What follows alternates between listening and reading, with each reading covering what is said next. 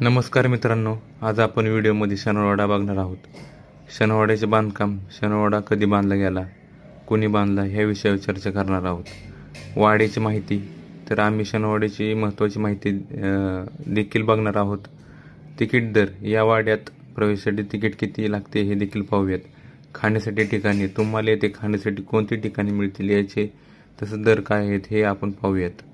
तर मी ऋषिकेश या चॅनलवर तुम्हाला वेगवेगळे पर्यटन स्थळे व धार्मिक स्पॉटची माहिती देतो. मी एक आवड म्हणून हे व्हिडिओज बनवतो. शनिवार वाड्याला येण्यासाठी तुम्ही पुण्यात राहत असाल तर कमी दरात PMT बस उपलब्ध आहे. तुम्ही बाईकने सुद्धा येऊ शकते. तुमच्याकडे बाईक असेल तर उत्कृष्ट ओला किंवा कॅबने सुद्धा तुम्ही येऊ शकता. तिकीट दर, शनिवारवाड्यात येण्यासाठी तिकीट दर 25 रुपये आहे.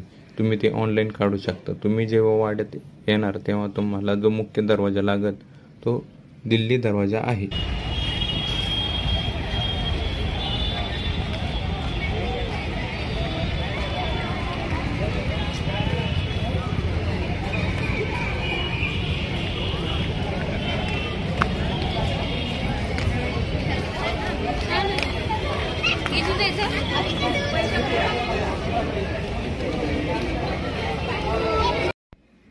शनिवारवाडा हा थोरले बाजीरावांनी बांधलेला आहे.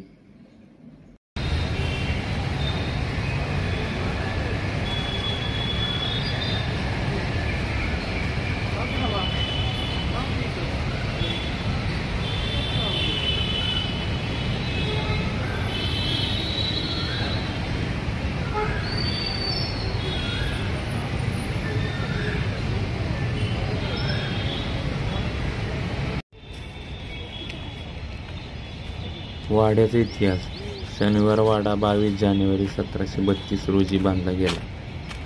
हा 7 मजली वाडा होता. तर 1827ला लागलेल्या आगीमुळे वाडा भस्म झाला.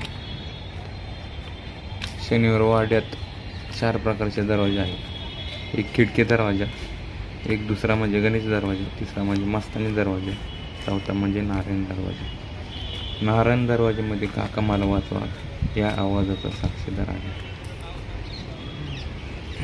शनिवारवाडा खूप मजबूत आहे कारण त्यावेळी हेमाडपंथी वास्तुरचना भौगोलिक परिस्थितीचा अभ्यास केला जायचा. त्याचबरोबर पूर्वी बांधकाम हे गढीव दगडामध्ये केलं जायचं आणि ते दगड कात्रीप्रमाणे अडकवले जातात. बांधकामासाठी मळ्याला चुना वापरला जायचा. मळ्याला चुना हातात मुठीत घेऊन वाहत्या पाण्यात फेकला जायचा. फेकलेला चुना सुटला नाही पाहिजे. त्याचबरोबर वेगवेगळ्या चाचण्या त्यावर घेतल्या जायच्या.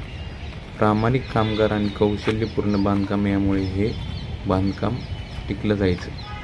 तर मित्रांनो, मी इथे उन्हाळ्यामध्ये शनिवारवाडा बघण्यासाठी आलेलो आहे. त्यामुळे खूप ऊन लागत आहे. त्यामुळे तुम्ही सकाळी लवकर आला तरी चालेल.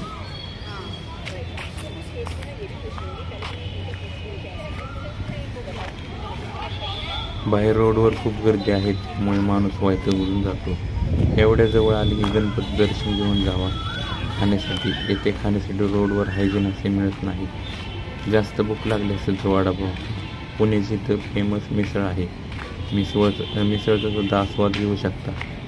तर येथे गुप्ता बेळ आहे मंगला थिएटरच्या पाठीमागे. तर अशा प्रकारे मी रजा घेतो. भेटूया पुढच्या आठवड्यात. थँक्यू.